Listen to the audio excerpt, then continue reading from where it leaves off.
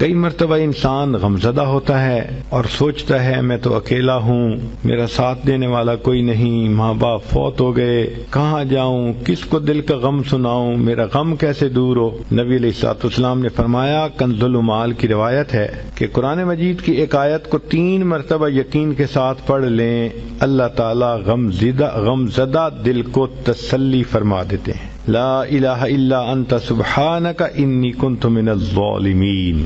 کتنی مختصر سی آیت ہے اور اکثر بچیوں کو یاد بھی ہوتی ہے۔ اس آیت کو 3 مرتبہ پڑھنے پر اللہ تعالیٰ انسان کی سیڈنس ختم کر دیتے ہیں، غم ختم کر دیتے ہیں، دل کو خوشی عطا فرما دیتے ہیں۔ کئی لوگوں کو دیکھا کہ بیمار ہوتے ہیں، کبھی ہسپتال کا چکر، کبھی ڈاکٹر کے پیچھے، تو نبی علیہ الصلوۃ والسلام نے ایک حدیث پاک میں فرمایا، اس حدیث کو مسند احمد نے روایت کیا اور طبرانی نے روایت کیا کہ جو شخص فجر کے بعد 3 مرتبہ یہ دعا پڑھ لے، اللہ 4 مرضوں سے اس کو نجات عطا فرما دیتے ہیں۔ امید ہے کہ مستورات توجہ سے یہ بات سنیں گی اور اس کی اہمیت کو ذرا سمجھیں گی کہ جو شخص فجر کے بعد 3 مرتبہ یہ آیت پڑھ لے تو اللہ تعالیٰ اس کو 4 بڑے بڑے مرضوں سے بچائیں گے۔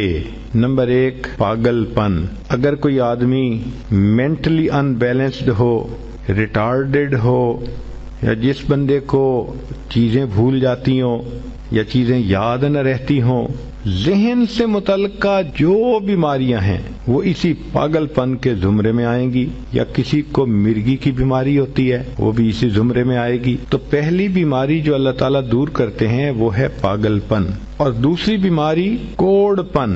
کوڑ پن کہتے ہیں چہرہ بدصورت ہو جانا۔ یہ بھی ہو سکتا ہے کہ برس کی بیماری ہو جائے، جیسے بعض عورتوں کو جلد بالکل سفید ہو جاتی ہے اور عجیب بدنما چہرہ ہو جاتا ہے، یا کئی مرتبہ جسم پہ تل اتنے نکل آتے ہیں، دانے اتنے نکل آتے ہیں کہ چہرہ بدنما ہو جاتا ہے، یا چہرے پر داغ پڑ جاتے ہیں کالے رنگ کے۔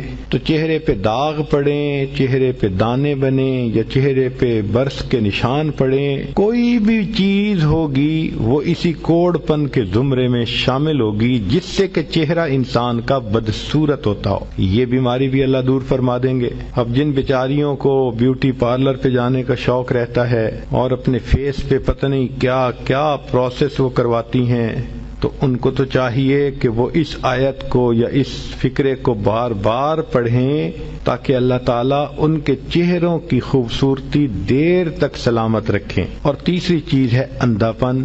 اندھے پن سے مراد یہ کہ آنکھوں کی بینائی ہی چلی گئی، یا آنکھوں میں موتیا بند آ گیا، یا آنکھوں پہ اینک لگانی پڑ گئی۔ یہ سب ایک ہی بیماری کی تفصیلات ہیں۔ تو جن کی نظر کمزور وہ بھی پڑھ سکتی ہیں، یا جن کو لینز لگانے پڑتے ہیں، کنٹیکٹ لینز صحیح یا کوئی اور، اس مصیبت سے بھی جان چھوٹ گئی، اور جن کی بینائی چلی گئی اللہ ان کے لیے بھی آسانیاں فرما دیتے ہیں۔ تو پاگل پن کی بیماری ختم، کوڑ پن کی بیماری ختم، اندھے پن کی بیماری ختم، اور چوتھا فرمایا فالج کی بیماری ختم۔ فالج ایک تو ہوتا ہے کہ انسان کا ہاتھ یا پاؤں کام ہی نہ کریں، اور ایک یہ بھی ہوتا ہے کہ اتنی ویکنیس کہ عورت کہتی ہے مجھ سے تو کھڑا ہی نہیں ہوا جاتا، میرے پاؤں سن ہو جاتے ہیں، میرے ہاتھ سن ہو جاتے ہیں۔